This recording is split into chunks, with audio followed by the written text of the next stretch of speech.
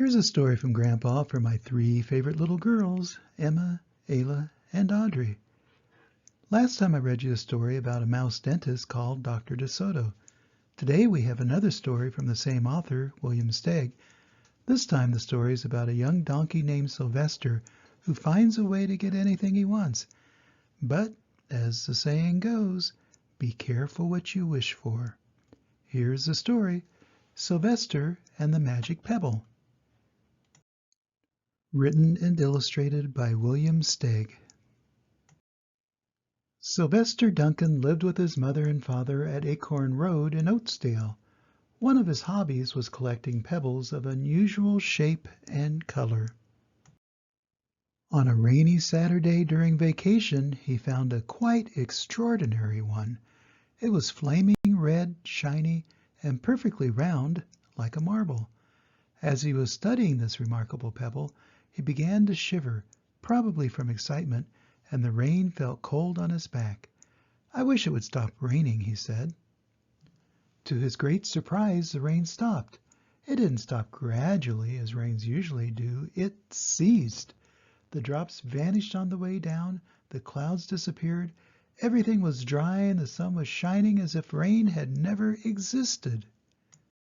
In all his young life, Sylvester had never had a wish gratified so quickly. It struck him that magic must be at work, and he guessed that the magic must be in the remarkable-looking red pebble, where indeed it was. To make a test, he put the pebble on the ground and said, "I wish it would rain again." Nothing happened. But when he said the same thing holding the pebble in his hoof, the sky turned black, there was lightning and a clap of thunder, and the rain came shooting down.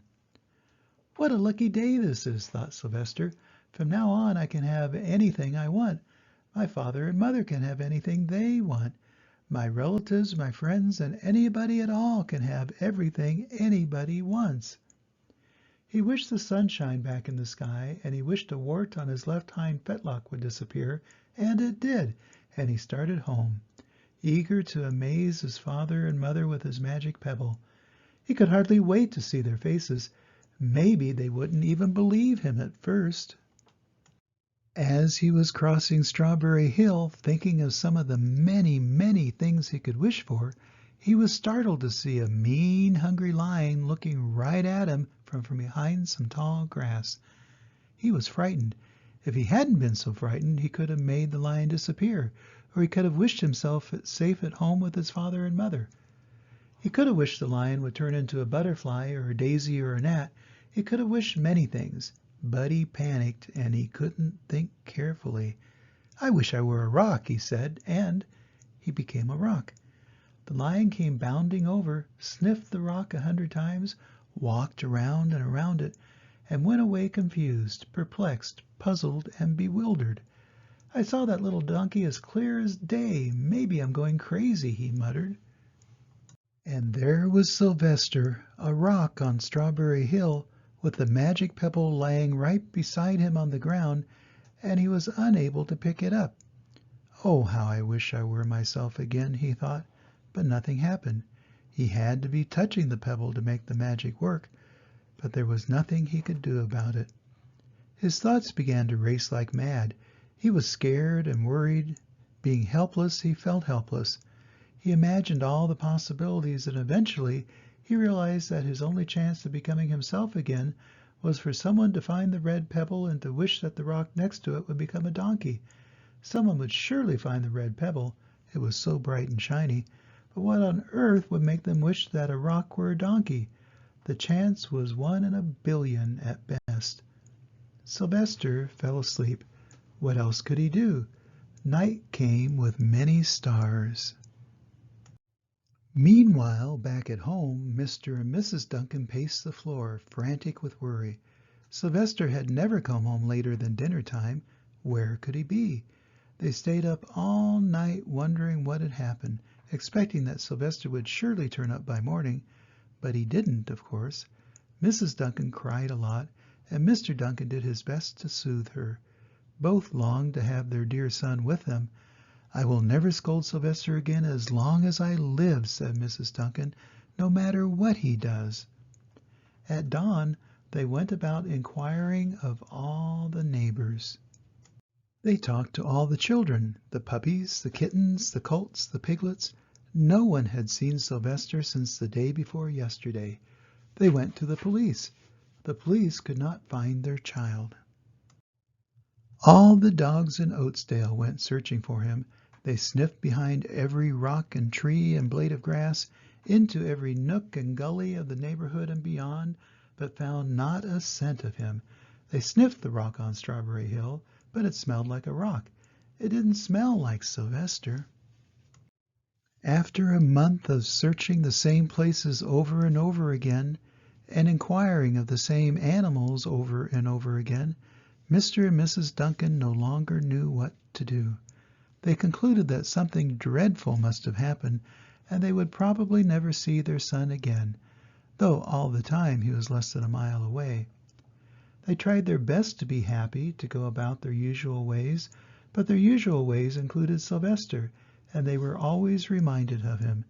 They were miserable. Life had no meaning for them anymore.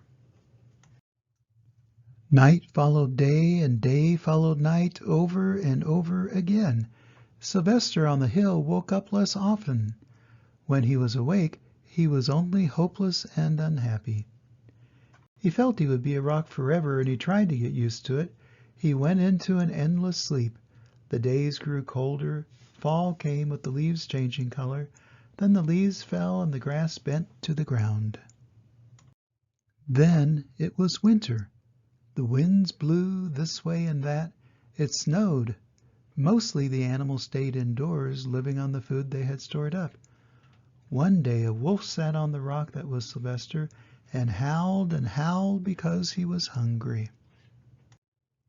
Then the snows melted. The earth warmed up in the spring sun and things budded. Leaves were on the trees again. Flowers showed their young faces. One day in May, Mr. Duncan insisted that his wife go with him on a picnic. "Let's cheer up," he said. "Let us try to live again and be happy, even though Sylvester, our angel, is no longer with us." They went to Strawberry Hill. Mrs. Duncan sat down on the rock. The warmth of his own mother sitting on him woke Sylvester up from his deep winter sleep. How he wanted to shout, "Mother, Father, it's me, Sylvester, I'm right here." But he couldn't talk. He had no voice. He was stone dumb. Mr. Duncan walked aimlessly about while Mrs. Duncan set out the picnic food on the rock: alfalfa sandwiches, pickled oats, sassafras salad, timothy compote. Suddenly Mr. Duncan saw the red pebble. "What a fantastic pebble!" he exclaimed. "Sylvester would have loved it for his collection." He put the pebble on the rock. They sat down to eat. Sylvester was now as wide awake as a donkey that was a rock could possibly be. Mrs. Duncan felt some mysterious excitement. "You know, Father," she said suddenly, "I have the strangest feeling that our dear Sylvester is still alive and not far away." I am," Sylvester wanted to shout, but he couldn't. If only he had realized that the pebble resting on his back was the magic pebble. "Oh, how I wish he were here with us on this lovely May day," said Mrs. Duncan. Mr. Duncan looked sadly at the ground. "Don't you wish it too, Father?" she said. He looked at her as if to say, "How can you ask such a question?" Mr. and Mrs. Duncan looked at each other with great sorrow. "I wish I were myself again. I wish I were my real self again," thought Sylvester. And in less than an instant he was.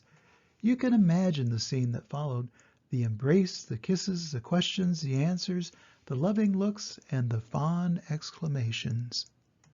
When they had eventually calmed down a bit and had gotten home, Mr. Duncan put the magic pebble in an iron safe. Someday they might want to use it, but really, for now, what more could they wish for? They all had all that they wanted. And that's the end of the story. So I was quite worried for a while that Sylvester might never get to be a living donkey again and would remain a rock forever. Fortunately, his parents loved him enough to come looking for him, and they made it possible for him to turn back into a donkey. It's fun to wish for things and hope that they might magically happen, but I've learned not to spend too much time wishing because the best things happen when you work hard for them. Just wishing for things never gets you what you really want or need and can often lead to disappointment, as it did for poor Sylvester. I'm glad things worked out for him in the end. Always remember that Grandpa loves you, and I hope, not wish, but hope, to see you soon. Bye-bye.